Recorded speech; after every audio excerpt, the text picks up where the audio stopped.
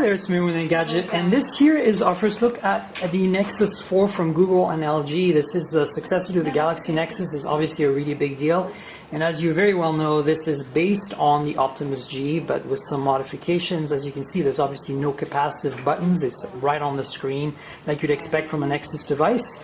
It's got a slightly different shape, obviously, than Optimus G, but in the back is a very similar design with the glass backing that has this really cool pattern if you look at it from different angles. This is the 8 megapixel camera version of LG's Optimus G camera set, since they have the 13 as well, and so they've chosen the 8, and you can see the layout is very similar with the flash, the camera.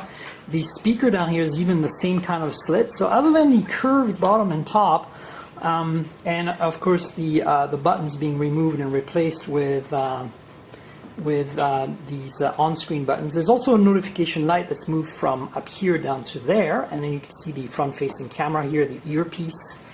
Now let me walk you around the edges. Again, that hasn't changed too much from the Optimus G. You see the headphone jack here, the secondary microphone. On the left-hand side you have the volume rocker and a tiny little micro SIM tray.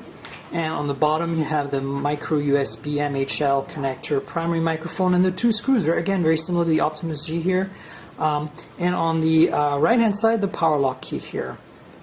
And that's pretty much a walk around the phone. Now I just wanted to point out a few other cool things about this. Obviously, this is running the latest iteration of Android, which is Android 4.2, and there's a bunch of really cool features like this shortcut for turning on and off Bluetooth, etc. For example, brings you right into the Bluetooth menu. You can configure this any way you want. It's turning Bluetooth on right now. The regular settings are here, but you can get straight to your brightness if you want. Things like that. There's a million other features, especially with the camera, that are really quite amazing. But we want to really mostly show you the hardware. Obviously, the guts are the same as the Optimus G. It's a Qualcomm Snapdragon S4 Pro running at 1.5 gigahertz, meaning it's a quad-core CPU, one of the fastest on the market today.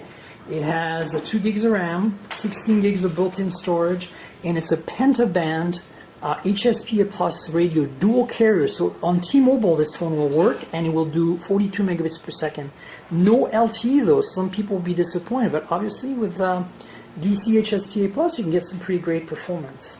That's pretty much it in terms of the feature set. Again, 8 megapixel autofocus camera on the back, the same probably 1.3 megapixel camera as the Optimus G in the front. So yeah.